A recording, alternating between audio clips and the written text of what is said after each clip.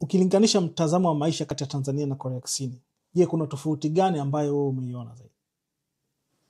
Kwa wenzetu huku naona yanaweza nikasema ni wanachapa kazi sana. Sana pia ukiachana na kuchapa kazi sana, opportunities za kazi, kwamba mtu ukija huku uwezo ukakosa kazi ni nyingi. Yaani kiasi kwamba kunafanya watu wake hata wa maisha wanayoishi, yani inakuwa rahisi kwa watu wake kupata huduma hizi za kila siku, yani mahitaji ya kila siku, mtu kuafford mwenyewe, kupunguza yani ule umaskini, kwa sababu kazi zipo, yani ni wewe tu kwenda kufanya kazi, kupata kipato, kurudi nyumbani. Tofauti na Tanzania, ni saa nyingine unaweza kaisi kwa sababu kazi zinakuwa ni chache, au yani kazi ya mtu unamaliza unataka kazi, inasababisha watu hata wanakuwa maskini. Hata biashara zenyewe ya kufanya unakuta, kwa mfano kwa leo ukiona unafanya biashara, hamna mlolongo mrefu ambao utakufanya wewe ukate tamaa njiani.